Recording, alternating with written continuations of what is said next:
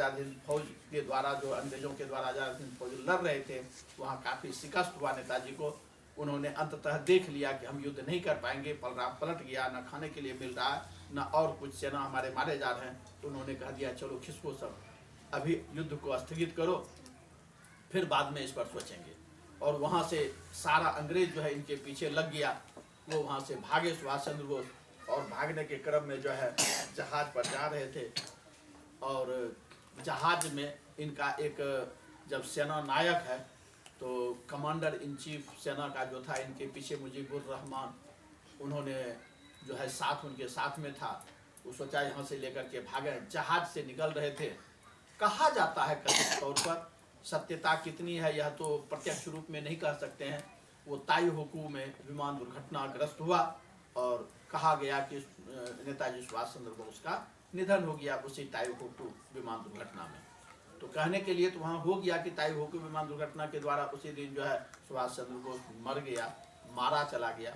सब जगह जो है मीडिया में प्रचार प्रसार कर दिया गया, लेकिन न तो इस बात को अंग्रेज माना, न तो हमारे यहाँ के प्रशासक जो थे उन्होंने भी इस बात को पूर्ण रूपेण स्वीकार नहीं किया कि नेताजी की मौत हुई है।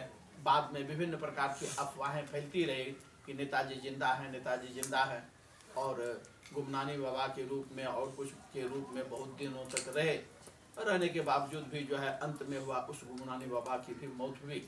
तो इस तरह से उनका अध्याय समाप्त हो गया। लेकिन वस्तुतः ये है कि जितने भी लोग हैं, चाहे नेता रहे, राष्ट्रपति रहे, महात्मा गांधी रहे, कोई भी रहे, सबों का जन्म दिवस मनाते हैं, लेकिन उनका निर्धन दिवस भी मनाते हैं। हम जानते हैं कि कब कैसे मरा है, लेकिन इनके विषय में हम केवल जन्म दिवस इनका मना सकते हैं। कब इनकी मौत हुई है इसका निधन दिवस जो है नहीं मनाया जाता है, क्योंकि जानते ही नहीं है कि कब इनकी मौत हुई। ताई होकू विमान दुर्घटना में अगर मानते हैं कि मौत हो गई, तो फिर बाद में कौन थे वो सेटिस्फाइड नहीं हो पाते हैं।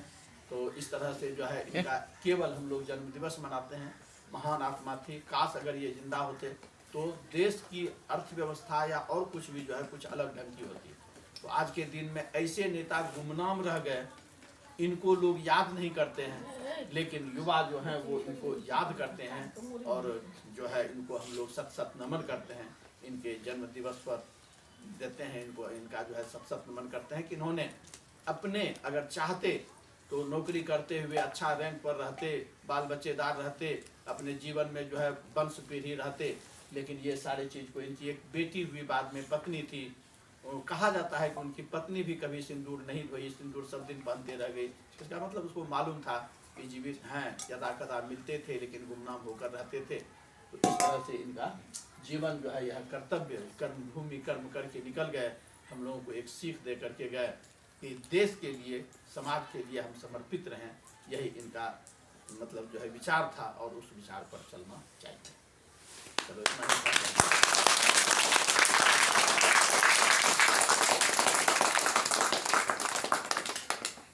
ये कार्ड को तोड़ दी जाए, बंद कर दे।